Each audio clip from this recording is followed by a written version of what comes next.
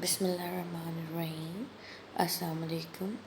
Class 6. Today we are going to study the rest of the part of unit number 3, photosynthesis and respiration in plants.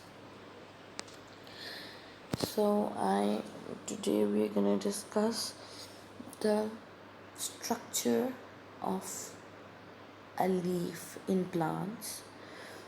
What is the internal structure of a leaf? A leaf consists of certain layers known as cuticle, upper epidermis, palisade mesophyll, spongy mesophyll, lower epidermis, and pores. Those are known as stomata or stomatal openings. Here is the labeling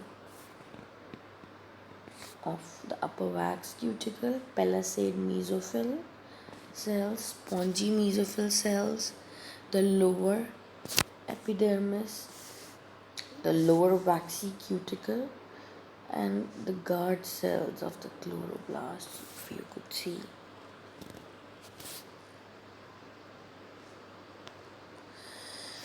The cuticle. The cuticle is the outer topmost layer. It is waxy. Waxy means it is thick, and it protects the entire leaf from drying out. And when the leaf gets dried out in summers, it helps to protect the outer layer of the leaf from and keeps it lubricating. The upper epidermis, it consists of a single layer of cells in it, and it contains pores that allows the exchange of gases and molecules to pass through it, which you can see in the diagram. This is the upper epidermis layer, and the upper yellow part is the cuticle. Palisade mesophyll. Palisade mesophyll layer is just under the upper epidermis, and these are column-like cells, and they contain chloroplast. Chloroplasts are the green structures under which photosynthesis takes place. I want to show you the palisade mesophylls. These are the elongated structures known as palisade mesophyll. Spongy mesophyll. The second type of mesophyll tissues present in the internal structure of a leaf are known as spongy mesophylls. They are closely packed and are irregular in shape, and these are surrounded by air spaces. To show you the spongy mesophyll. Here are the spongy mesophyll cells, which are in different shapes.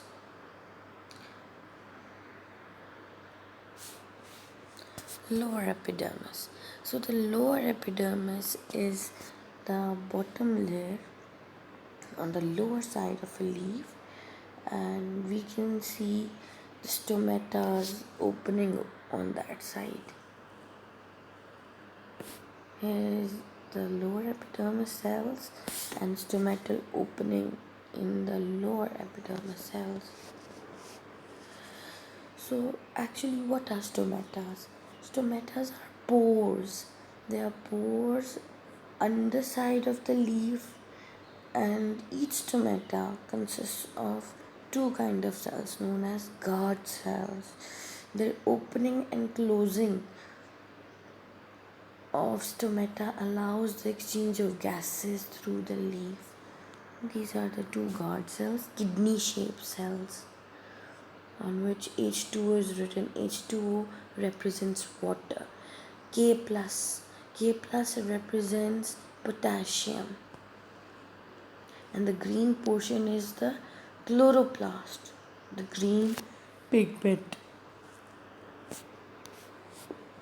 this is actually stomata looks like, which allows the exchange of gases such as carbon dioxide and oxygen and water vapors to diffuse in and out of the leaf through stomata. When on the upper diagram, the stomata are opened, they are through when and we can say that these are turgid, but on the lower side, when stomata are closed, we can say that the guard cells are flaccid. So these are the terms which we can name: the turgid guard cells, the flaccid guard cells. So there are two guard cells where when they open, they have higher water pressure. When they close, the water pressure inside the leaf is lower. So when the water pressure is more, guard cells open and they release water in the form of water vapors.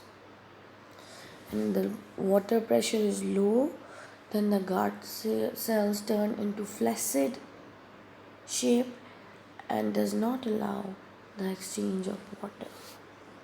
So this is a microscopic view of guard cells. Here you can see on the leaf, and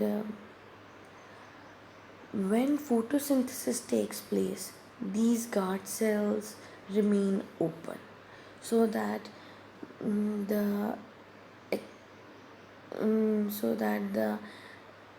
optimum amount of water remains inside the leaf. Thank you. You have to learn the short and long question and answers of the unit and write them on your notebooks for practice and learning. Thank you, class.